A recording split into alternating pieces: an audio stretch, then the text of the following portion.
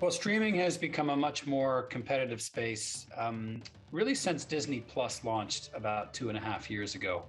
Since then, we've had Discovery launch its own service, Paramount launch its own service, and others. So it really, for all the traditional network groups, it's all about their own streaming services.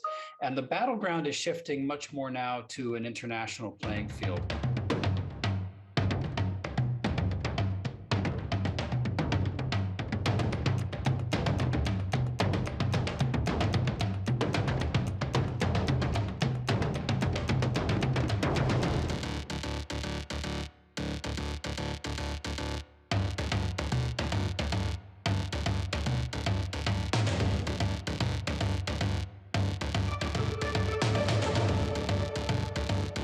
It's a complete about face for Netflix, which has always basically been anti-advertising, but now recognizing that they have to do something to generate more subscribers.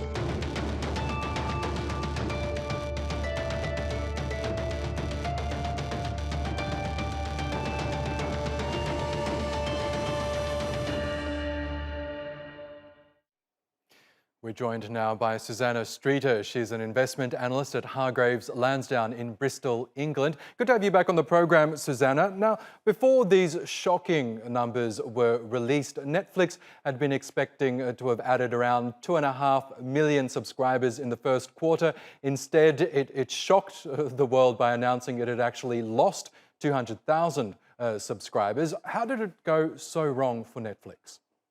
Yes, as you say, it did say that it had lost those subscribers, and as a result, $50 billion was wiped off the value of the company. It's really been faced with a double whammy. Of course, it was a real pandemic winner, Netflix, as people were in lockdown, had little option but to watch television with all other forms of entertainment pretty much prohibited. But now, as we emerge from the pandemic and other entertainment is now available once again. Plus, there's extra competition within the streaming space from the likes of Disney and others as well. It means it's much tougher out there to try and win over new business. And at the same time, consumers are faced with a cost of living crisis.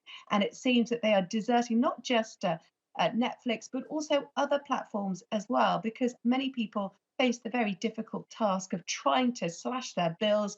And of course, streaming is not an essential service for many people. And if they have multiple subscriptions, they're ditching one of them and perhaps retaining one if they can afford it. So that is why it's increasingly tough for Netflix at the moment. That's right. And as we saw there, Netflix is considering an ad-supported option in order to lower the price of a subscription and perhaps lure back some more users. It also says it wants to crack down on so-called password sharing. It says around 100 million households access their service through a shared account that they're not paying for themselves. Do you think those options will work in terms of trying to boost subscriber numbers, or are they really just tinkering at the edges there?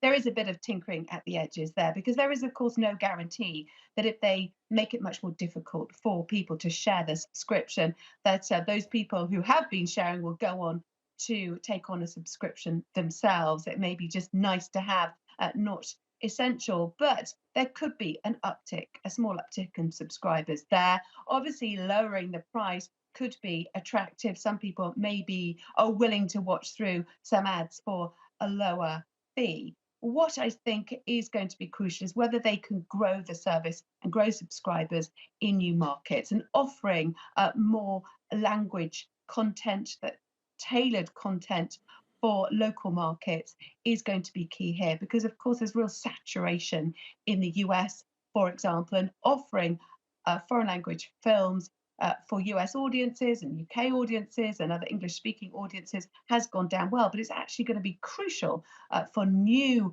business to actually launch much more local language content to grow subscribers elsewhere in the world. And I think that will be key for growth.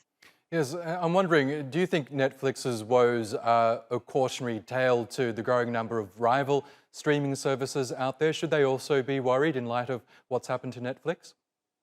Yes, I do think that there will be concern for other streaming services, but perhaps others may be more resilient because within the business they are more diversified. For example, Disney has theme parks as well, of course, as well as a really strong back catalogue that it can rely on, whereas Netflix, of course, has to come up with new content all the time, doesn't have such a strong back catalogue, and also doesn't have that kind of cross fertilization of business. If you go to a theme park, you might want to go back and watch your favorite characters on those Disney movies again. Netflix doesn't have that diversification built into the business, which does make some of its rivals be in a slightly stronger position.